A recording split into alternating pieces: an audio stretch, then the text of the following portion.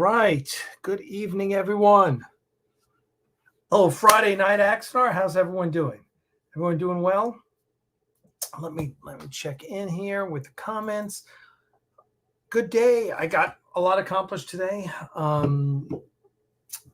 especially setting up a new web store for all sorts of stuff, which you guys will find out about.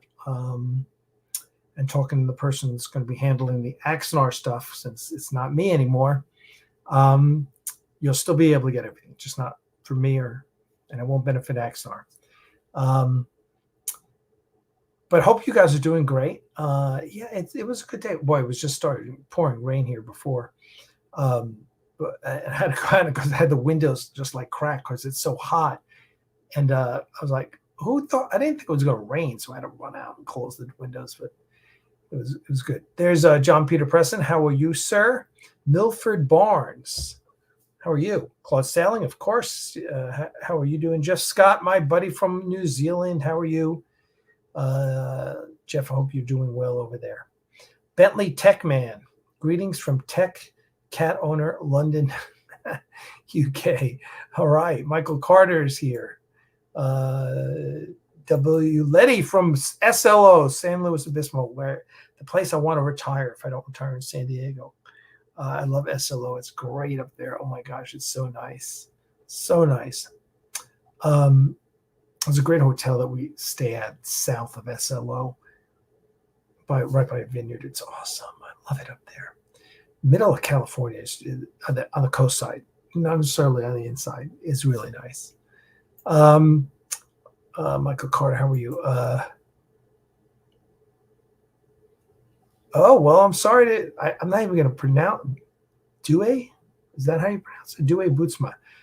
Thank you for the comment. He left a comment at 7:14 and it was too late for him. Yeah, because it's like 5. So a lot of times I start this live streams at 7, so it's like midnight Europe. But I just too much to do, and I had to get in some exercise too.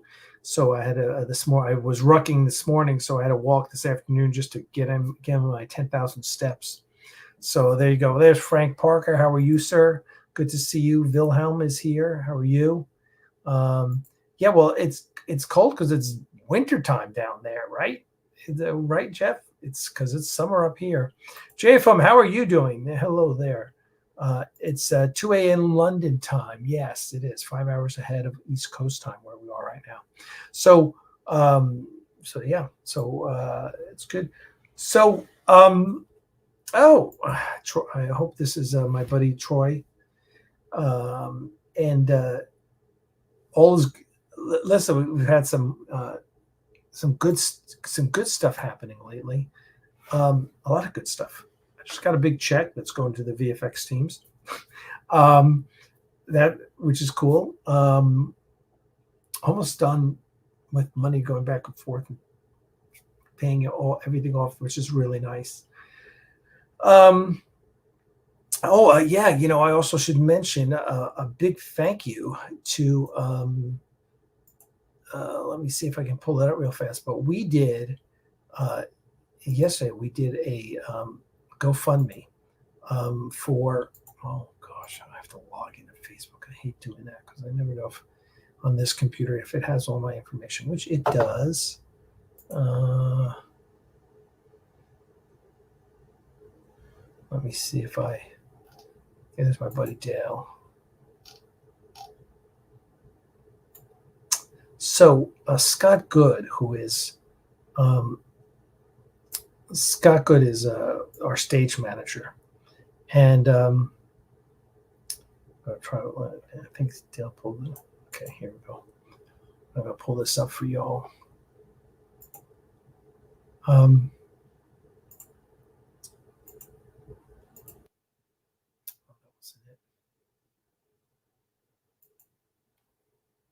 Scott Good is our stage manager, and he's in the hospital, and he's not doing well. He had a triple bypass, and so very concerned about him. I believe he's still in a coma right now because they got him intubated, and his blood oxygen isn't as high as it needs to be. So, but one of the other concerns, besides the concern for Scott, and we're sending our prayers for Scott. He's in a good hospital and has a good team and all, so we're really hoping for him to do well. And I'm going to include. Let me share. Let's see if I can share this link. There's the share link.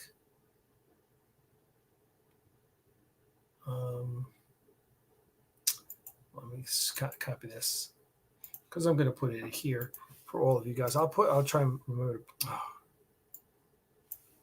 Oh, there we go. All right, here's the GoFundMe link. If you care, I'm going to pull up the.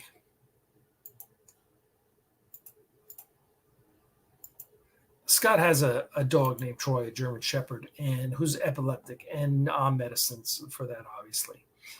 So anyway, he needs to go to boarding because Scott doesn't have any. Scott's only family was his mom, who went to the hospital herself. So she's in a physical rehab facility. And you can see some of the information's all here. Anyway, and so they needed $1,500 to raise for Troy. And yesterday I sent out an email to all Axanar donors, and like in 3 hours, Axanar donors totally filled up the GoFundMe. You can see it's at 1925, which is even more. So doing really well. Great, all the good usual suspects donated. It was really nice. So I want to thank everyone because listen, taking care of this dog is really important to all of us because obviously we have an animal rescue and we're concerned about that. So this, a friend of Scott's ran this GoFundMe. His name is Steven there. And I'm not going to show it. Oh, there, Dave Lanyon put in $300. Thank you, Dave, as always. That was awesome.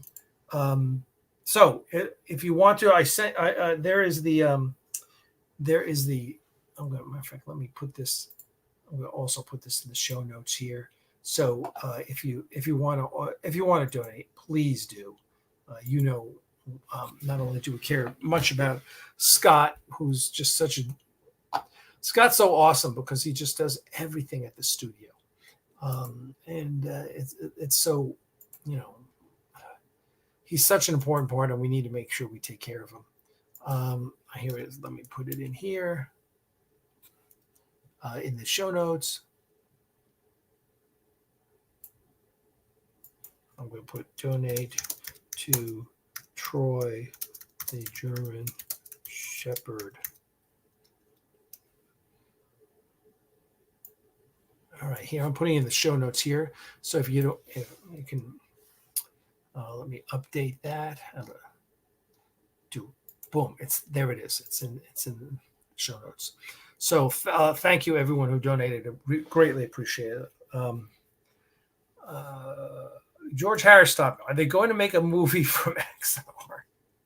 Well, are you asking if Paramount's going to make a movie? I would say the answer is probably no. We are making 2 more episodes, which will release later this year. They're in post-production. That's what we're here for today, is to talk about the VFX. How many pairs of shoes have you gone through since you started counting steps? I don't know. A bunch. I'm always going through shoes because I'm beating the hell out of them. 10,000, it really depends. In the morning, like this morning, I threw on my rucksack, which has 20 pounds of weight in it, and which you think, 20 pounds, that's nothing. Yeah. It's a good workout. So I'm trying rucking more than walking. But this evening was just like, I'm just going to get out there and walk. I walked the dogs for half a lap, and then I took a couple laps. I think maybe it was 1 or maybe it was 2 laps myself, just laps of the community. It's a big community, like 250 houses, so big oval. And, just get in the steps, stay in shape. The good news is I have my annual physical this week. They did a blood panel, and I always ask them to get, a little more than they would typically do.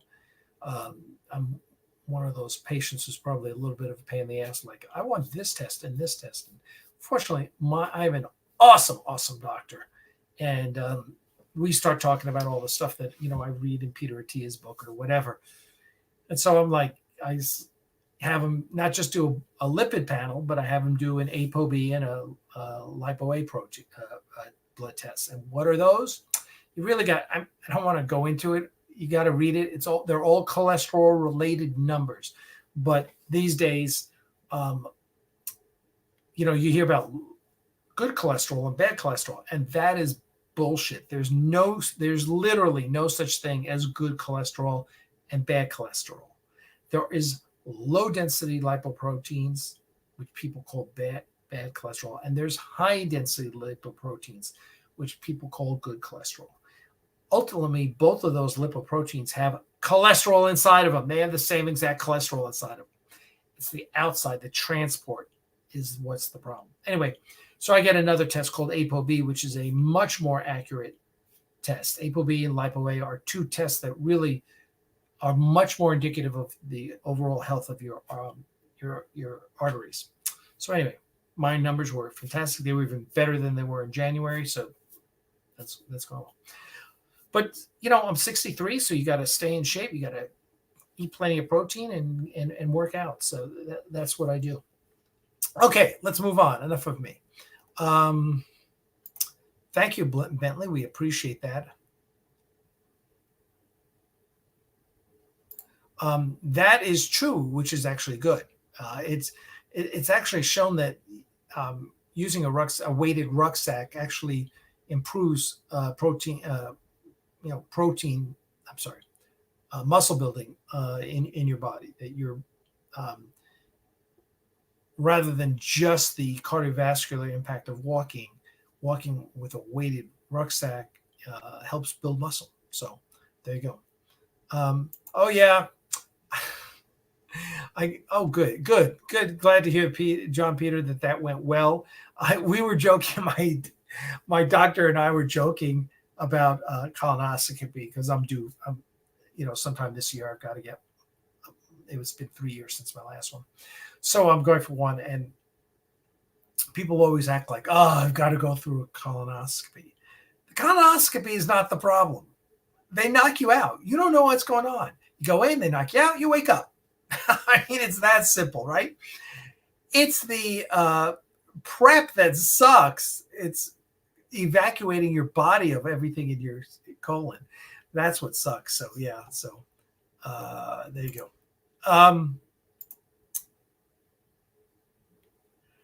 I don't either. Yeah, I know. It's so funny. After you have a colonoscopy, it's like you eat everything. Yeah, that's right, Frank. It's that. Oh God, it's just awful. But what are you going to do? You got to do it, right? Got to do it. Stay home near a toilet, drink that crap. But yeah. So anyway, so let's talk about Axanar. I don't want this to be the colonoscopy special. So everything's going great. We're getting more and more previs. We're also working on the Daedalus film. That's going pretty well. And I'm going to show you some VFX tonight. How's that? I'm going to show you a bunch of different stuff. Some of it you might have seen here before. We've got more stuff coming in, so I'm sifting through it to organize it all so I can share as much as possible with you. Hi, Jeff Fagan. How are you doing, sir? Jeff wants to. Jeff, I'm going to allow you to host that. Okay, so you just let me know when you're free, and you can host the colonoscopy special. So let's let me close this and open up the.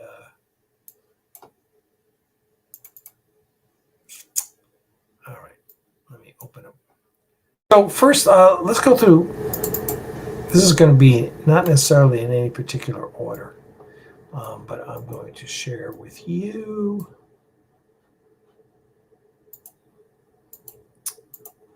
All right, let me share screen. Okay, So here's a scene from Daedalus. I love this shot because look at that Daedalus. It looks beautiful, beautiful. Now that's a Daedalus class hospital refit. You can see the K7 space station in the back, right? Gorgeous shot. Excuse me. And our VFX guy, Chris, is just knocking it out of the park with that stuff. So there you go. So, all right. So let's get to the next one. Here's the next shot.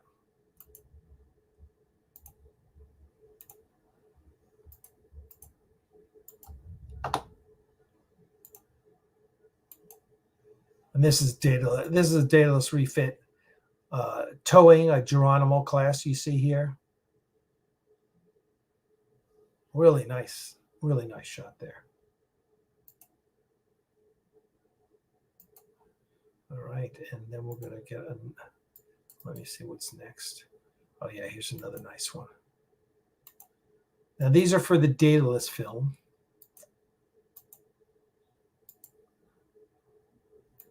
Okay. Gosh, the detail on this is so impressive. So nice. I don't even know how he does it.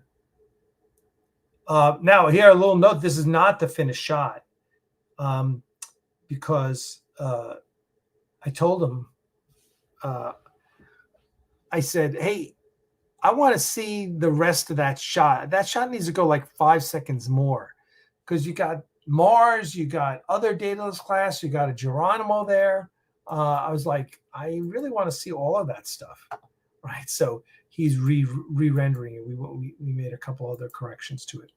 And all right, let me create a photos album because I think I can. I think with the photos I can more easily.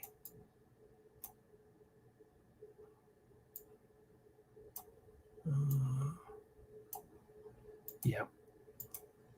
There we go. All right. Oh no.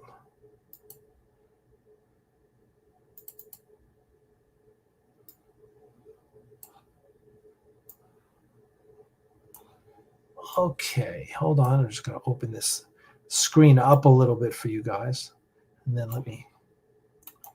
I'm just looking at.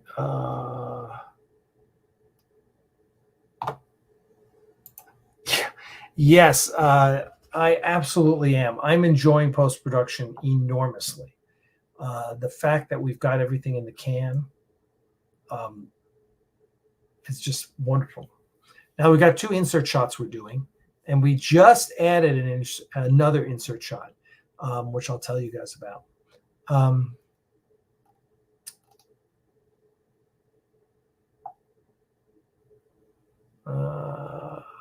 Okay. Oh, what happened there? All right, so let me see how this goes.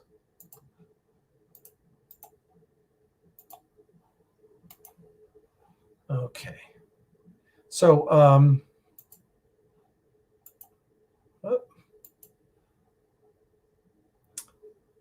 so here's some photos. This just snuck in. This has nothing to do with post-production, but it is very cool. USS Saturn discovers the wreck of an Ares-class vessel adrift since the Federation Klingon War. I love it. Love it so much we may have to do something like this. But I'm not saying anything right now. But I will say that's the other thing is, like, since the close of principal photography, we've been gaining a lot of momentum with other projects as well. So we're real excited about that. Okay. Here's Sean Kennedy. Sean was an actor in Daedalus. He actually is wearing one of the Federation Council uniforms from Star Trek 2009. I won a bunch of them in an auction, and they're beautiful beautiful. So we're using one. So there's Sean, and then okay, this shot is a work in progress. Dana Wagner is doing of the whole of the Immortals, which is the background you see with Karn in Prelude to Axanar. Well, we're redoing it because we have multiple Klingons now, and they will all be shot in the Hall of the Immortals. So there's actually 3 different Klingons in Axanar. There's about to be 4, which is really interesting, and I'm not going to give it away. But the 3 Klingons, it's just amazing. It's great stuff. You're going to love it. It's going to blow your mind. Let me just tell you, it's going to blow your mind. One of the things when we talk about Prelude, you had 5 amazing actors, right? And then this schlub playing Garth, but you had 5 amazing actors, and they were all just so good, right? And they were all so different, and they all brought something to it. Tony Todd has such a presence. Kate Vernon just really nailed that role. We all love JG, and JG played Sam Travis. Just, he's wonderful. And I mean, Richard Hatch's Karn was just, so many people will say, oh, that's my favorite Klingon of all time. He was amazing. And we were so blessed to have him. But in Prelude, really, and you're talking, if every one of those guys was a 9.5, right? If every one of them scored an A on your grading system, Gary was an A+. Gary was really the linchpin for Prelude. He was the keystone, right? Because he was playing a character that we knew, Saval. And Gary, that was 10 years ago. And Gary was he was on his game, right? On his game. And he was just amazing, right? I love everyone in Prelude, except myself. But I love everyone in Prelude. But Gary, and Richard was one of my best friends. Having him is so awesome. But Gary just hit it out of the park. His Andorian acquaintance line just so fracking good. So anyway, as we talk about that, in this episode, in these 2 episodes, we have a total of 19 actors. 19. Oh shoot! I dropped my mouse. Hold on. There we go. And I dropped the cover to the battery. Hold on. Come on, guys. All right. Sorry about that. Technical malfunction.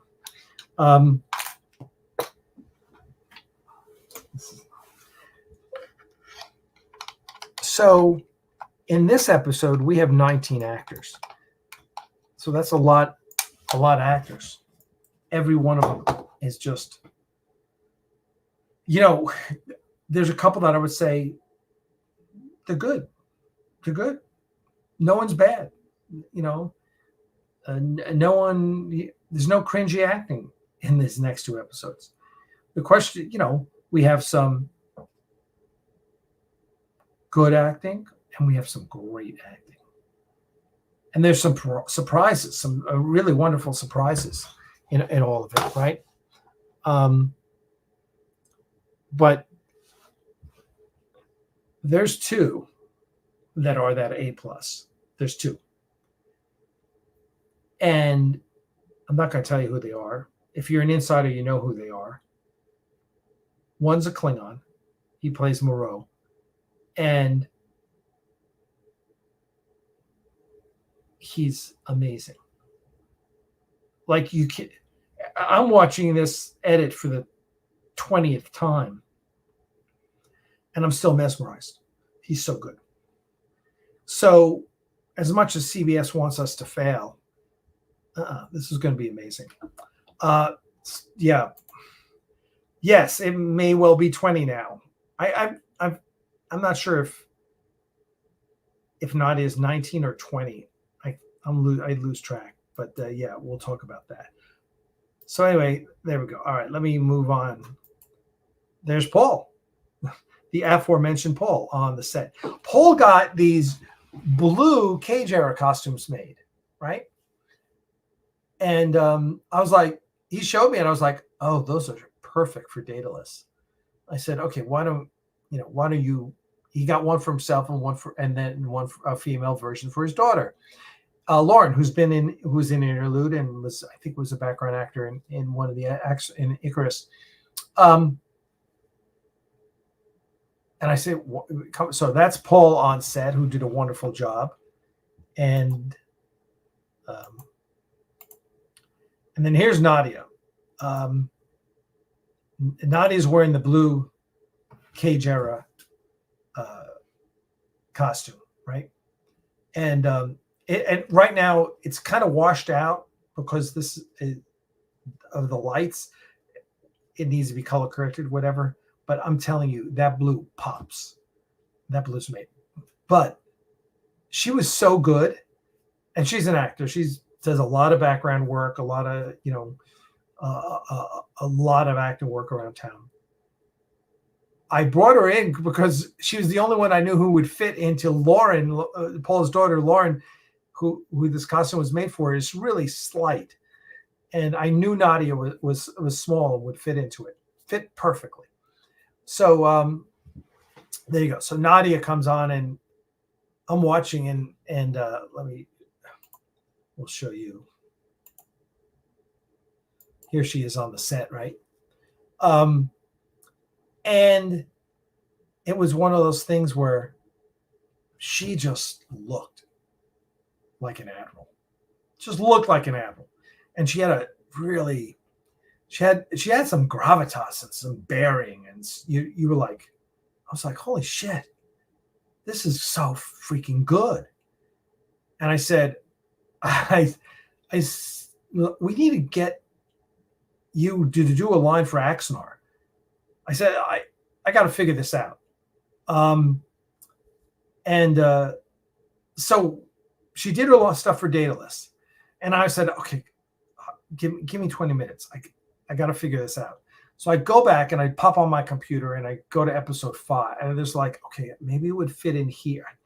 You know the script so well. So you're thinking, what can she say and where will that fit? Well, she can't really get too involved in the story, but she can talk about the Daedalus class. So where will that fit? And I went to episode 5. I said, well, maybe here. And no, it didn't work in episode 5. So I went to episode 4, and I knew there was a spot in episode 4. So I start watching it, and I go, yes. Okay, here. Garth says this, and then we see this. This is where I can put a line, and this is what the line is. And so, typed it out, ran it back to Nadia, had her think about it. And she ran the line, and I was like, it's not long enough, right? Because she's going to need a lower third. So I'm like, oh, she needs a lower third. I need to add some stuff. So I'm like, Nadia, I want you to take your time, and I want you to say this first. Can you say blah, blah, blah, and then take a pause, and then say the line that you have there on the script? She says, sure. So it's stretched out now where we can get a lower third in. Lower third is, it says Admiral Kovalenko, whatever. So anyway, there you go. So there, she's great. Looks great. Oh, look what that happened. Yep. I just love that. And then here's a Daedalus shot for you, right? And this is one of the original days. This is from a shot. The VFX shot is the Daedalus being decommissioned at the end of the Romulan War. So that's that. Okay. There you go. All right, I've got some more stuff for you. But first, let's go through. First, I want to there a bunch of stuff from this. Let me go back and see what you guys are talking about, because I always like making sure I answer your questions.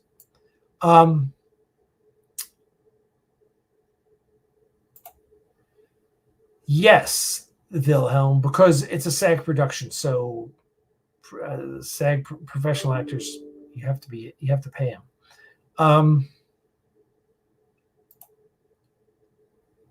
The next two parts of Axanar, are they 15 minutes of film? So it's 2 15-minute episodes. Okay. Hello, Curtis Spain. How are you? Nice to see you. Thanks for coming by.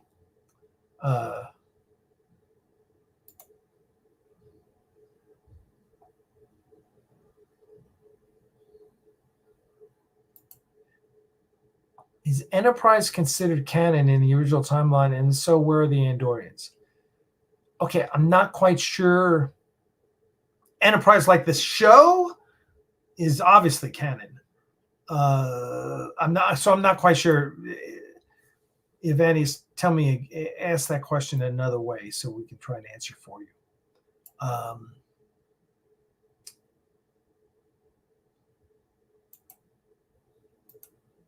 Yeah, that is correct.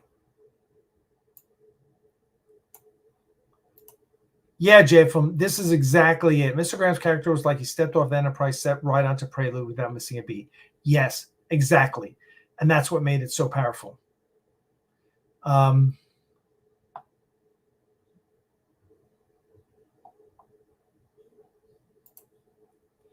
Aquilatos agrees. Bentley says, Prelude showed to me you could create Trek on a standard matching all Star Trek and wipes the floor on all recent Trek. Only show recently has been very good has been Star Trek Prodigy Season 2. Thank you very much. We appreciate that. Appreciate it.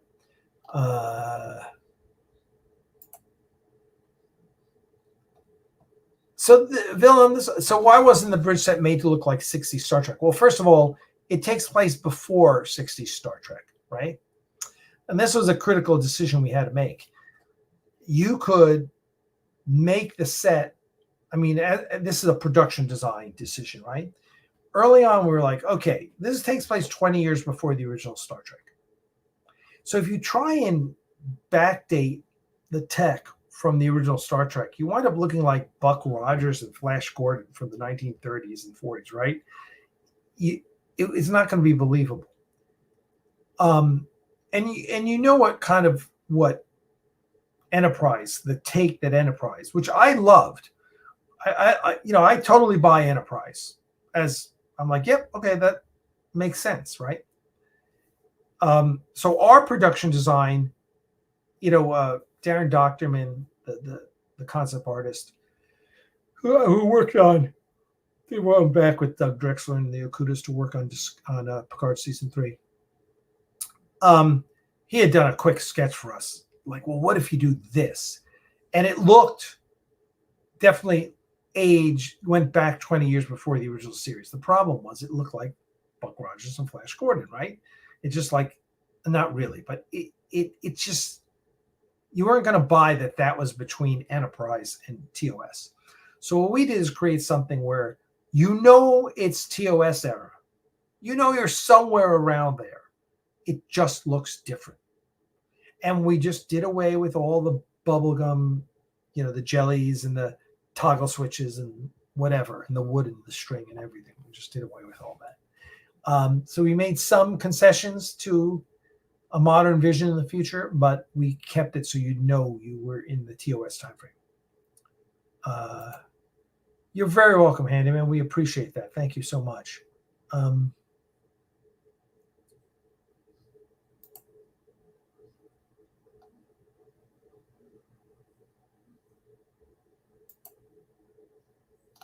I'm not sure what show you're talking about there. Yeah, that's a good point. Yes, and they didn't have a Death Blossom.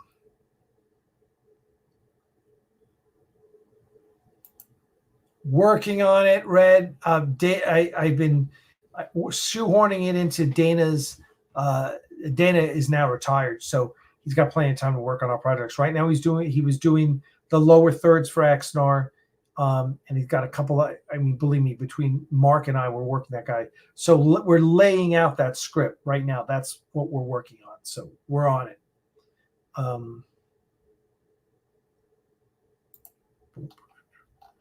Yeah, and yeah. Okay, there you go. So there you go. And there's just some of the things that we're working on and stuff. Let me show you some more. Okay. All right. So let me get back to my folder.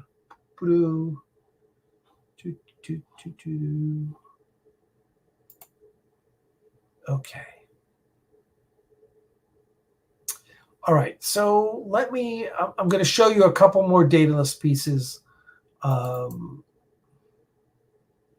Oh, no, wait. I've shown you that. I think I showed you that. I showed you that. Did I show you that?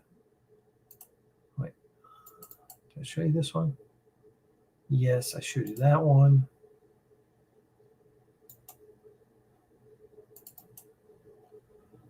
All right. So let's.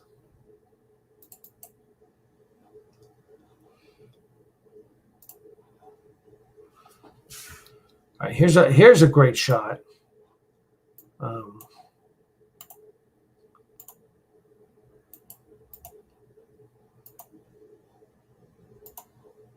This is previs.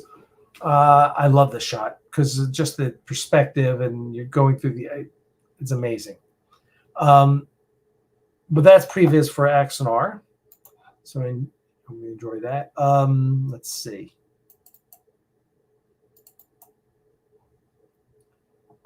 Oh, okay. So here's that previs I mentioned.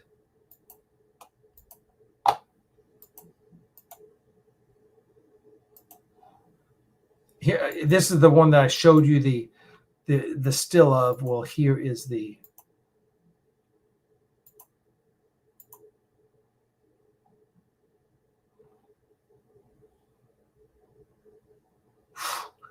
This VFX is so good. I'm just like, oh God, it looks great.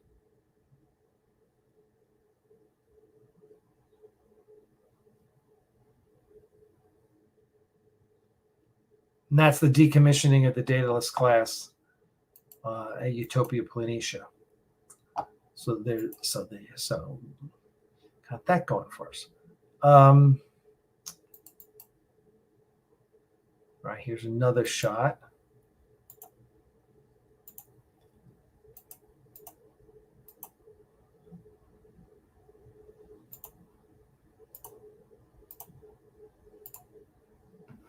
So again, previs.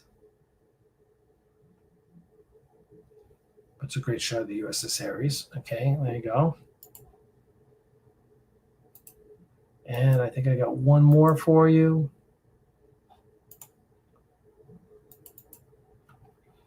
Oh yeah, this is a goodie.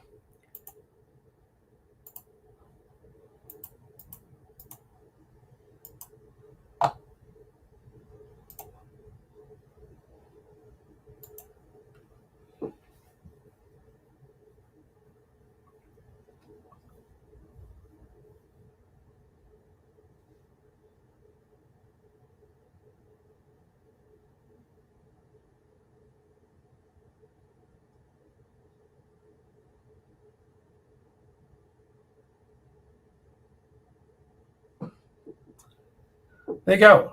So, and that's that. One of the things we wanted.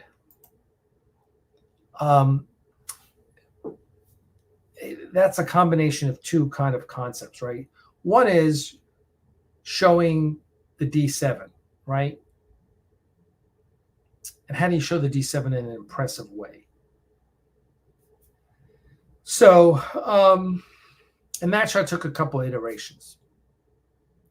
A matter of fact, at first, it was a shot that went down the length of it, and then you saw the rest of the fleet in front. I was like, this is the D7. This is going to be at the front of the fleet, not the back of the fleet. So our VFX guy redid it, And so, and I basically said, here's how I want it. I wanted to start in the engines and then pull back. And then I want you to draw that camera along the length of it and then switch the camera around. And then it turns into that amazing shot from Troy where you see like one ship and then 3 ships and then 8 ships. And then you see a whole armada, right? I said, that's the effect I want. So that's the direction we're going with that. So there you go.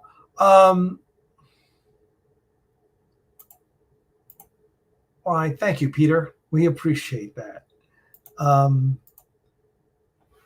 Yavanius says, Yavanius, am I saying it correctly? How does the use of VFX now compare when you originally launched Axanar? Well, so we've got 2 teams now, right? Before we had 1 team in Germany. Now we've just got 2 teams working on the same work that 1 team was doing previously. And I would say the process is better. We've got 1 team doing previs and then rendering, and then it's being finished by another team. Obviously, VFX have advanced so much, which in this case I think allows us to do more quicker than before. So there you go. That's kind of my take on the whole thing.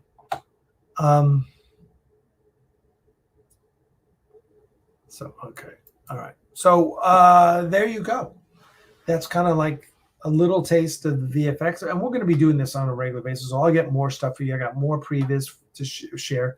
I also want to really urge you guys to join our 2 things. One, make sure you sign up for the Axanar Newsletter down there, right? That is the key to staying in touch. Subscribe to this channel, absolutely. Hit the notifications icon, absolutely. But subscribe to the newsletter. That's how you get all the information about everything, okay? So do that. And then if you really want like the inside pass, there you go, Patreon campaign, which is really a Patreon campaign for Aries Productions, and it's like everything that we're doing. And we'll continue to be in the future as we're working. I just talked to JP today about the Orville fan film we're working on. So very excited about that. Hopefully you guys will be too. Excuse me. Ooh. And so yeah, check out the Patreon campaign. You can donate $2 a month or $5 a month. You don't have to donate 10, 20, 50, whatever. You can donate $2 a month and stay tuned and support us, support our productions. So there you go. All right. Questions. Got some new.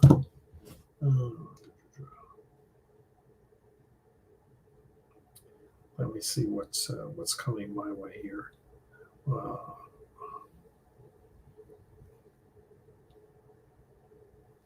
Okay.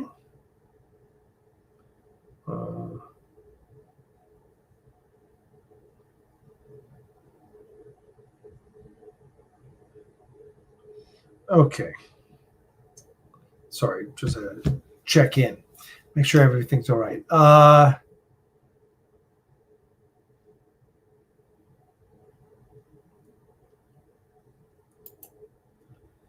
Would a battleship-style starship, think Yamato, would in Star Trek? Well, I think if you're thinking of a battleship, you're thinking of like a dreadnought. You're thinking like the dreadnought class, right? The Federation class dreadnought. That's right. Isn't that the dreadnought class in Franz Joseph's book, the Federation class, which I love. I love that design. As a matter of fact, when Trek Yards did one for Captain Foley, it just wasn't the same. I wasn't happy about that. But well, hey, he's got his own ship. This fall, Joe, that's all I can tell you right now. It's in post-production. Things are going well.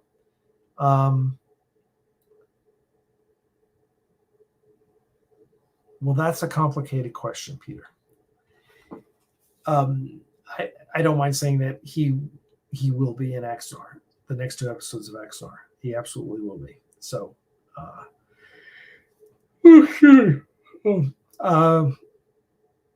so I'm not going to tell you much about that, but he will be.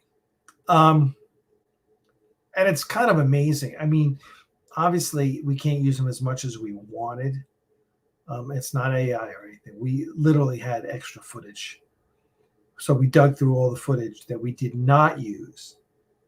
And it's kind of funny because the week of the shoot, Christian changed all this dialogue, right? Which is fine. But he didn't send the new dialogue to Richard. So Richard shows up at the shoot and there's like, wait, this is not what you're supposed to, what you don't know this. So they kind of had to feed Richard the lines. Now, of course, Richard's so fucking good that it came through great. But there was a lot of stuff that Richard had prepared that we didn't use. Not a lot, So we basically culled from the prelude footage and came up with stuff that we could use. And in stuff that we could use, it was you have to listen to the lines and then you have to figure out how that works. So there's this one section where I took what Richard had said and I create lines for Moreau, the other Klingon character, which is Karn's mentor. So he's a thought admiral. And it works great. It works fucking brilliantly. And then you don't see as much of Karn until the end. And there's this one great line at the end of Axanar that Richard has, and it's awesome. So that's kind of, there you go. I'm giving away, don't tell everyone, but that's for you guys. I thought you guys would like to know. Yeah, Paul has seen the whole thing. It's great. So right now we have a assembly. We have a rough edit. It doesn't have VFX in it. It doesn't. All the green screen is not composited, but we're getting there. Things are coming along. We get something, we drop it in. We get something, we drop it in. We get right. It's coming, and it's really exciting. I don't think I'm exaggerating when I tell you that it will blow your mind, and you're going to go, holy shit. I mean, there are 2 actors you're going to go, holy shit. You're just going to be like, kind of like in Prelude when you're like, holy shit, that's Saval, that's Gary Graham. Yep, you're going to have that twice at least. And it's great because we have all these local Atlanta actors who just knocked it out of the park. I mean, just great stuff. Rob Pralgo plays April because he played April in The First Frontier, the fan film. There's just some great acting. Ooh. Oh, excuse me.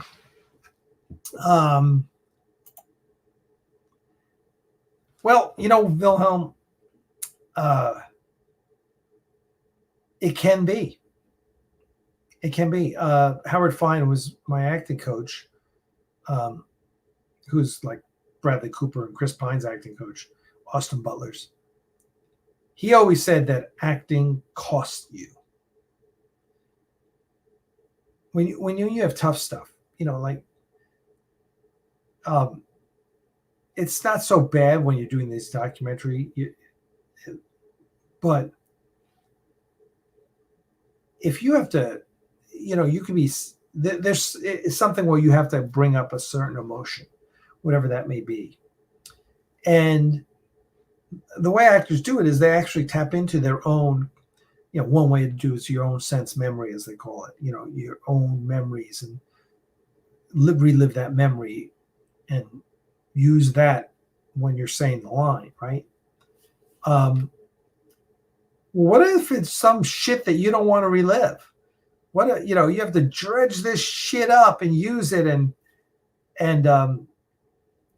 yeah, that can be real. And that's why Howard always said acting costs you. So yeah, it can be and it's tough, it's difficult, and it takes effort. And, I've always struggled with it because it's a very right brain activity, and I'm a left brain guy. So yeah. Matter of fact, that was what Howard told me. He's like, Alec, you've lived your entire life in your left brain, and I need you to live in your right brain. I was like, oh, shit.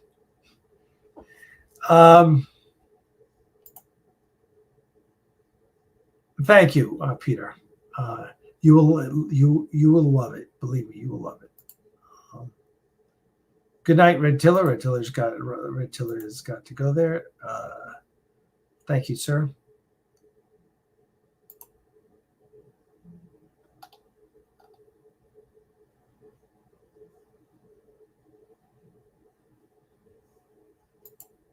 Oh, okay. I'd love to see that. That's interesting. Yes, it's returning. There's a group that's going to be marketing Axanar stuff. So yes, indeed. So you'll be very happy. So stay tuned. It's like next week, right? So it's coming up. I was working on my storefront today. So to bring back basically Aries Studio stores and all the stuff we sold that's not Axanar related. So yes. So the answer is yes. There you go. Any other questions? Yes. Yeah. It's listen. The other thing is that we've made it so that this documentary format. The documentary format it's very flexible, and it allows people to be. It's not. I don't want to be careful when I say this. It makes it so that you, at least I feel, you worry about inhabiting the role more than dredging up a particular emotion, right?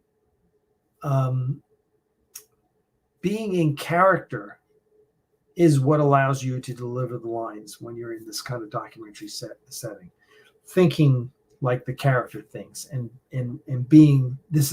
I'm kind of talking for myself, right? Again, it's not like you got to dredge up some deep seated. I had to bring some grief into one line, right? A fallen comrade. That Garth talks about this one fallen comrade, and it's just a mention of his name, but it's there, and you can't fake that. You gotta have that accessible. You gotta have that grief that someone's not there anymore, and you kind of feel responsible. Which also gets you to, right? Also, that's a difficult thing too. You're playing grief, but it's not like I've ever been responsible for someone dying, right? So you have to understand, well, is that guilt? Well, okay.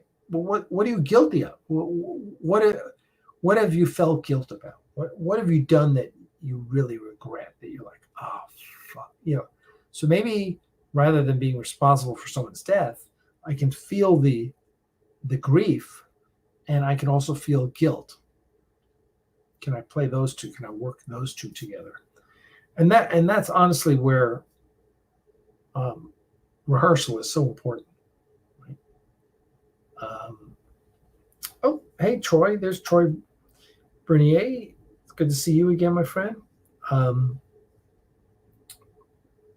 I haven't seen you in a while. Hope you're doing well, man. Touch base, send me a message. So there you go. So hopefully this was a good, everyone got some good information, and we got to share some VFX and talk about Axanar. I have a whole folder together of all the stuff with development of the area, so I'll basically share that with you another time.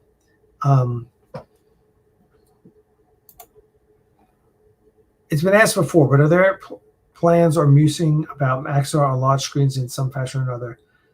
We will be playing it at film festivals and at conventions. So there you go. That's where we're going to play. Michael wants to know about AxaCon. Stay tuned. I'll be sending out an email about that, Michael, this weekend. But yeah, we're on for Friday. So there you go. We're just right about 10 o'clock. So please join our Patreon campaign if you can. We would love it. You'll get inside information on what we're doing and all the stuff you've seen here tonight. I was showing to Patreon weeks ago. So it's kind of like the inner circle. So there you go. So please join our Patreon and support our efforts in all things. So there you go.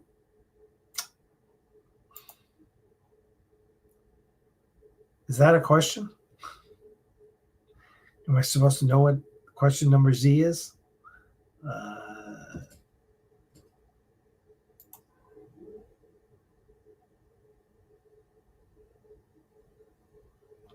I assume you mean prelude to Axed We Are, which is the animated puppet parody. Will you see a sequel to that? That all depends on Mark Largent, who's the brilliant man behind that. I hope so, because I loved it. It was really awesome. It was really awesome. So there you go. So I don't know, but I hope so. All right, listen, I am off. I'm gonna go feed the cats and clean up their litter boxes and jump into bed because I like getting up early these days at like 6.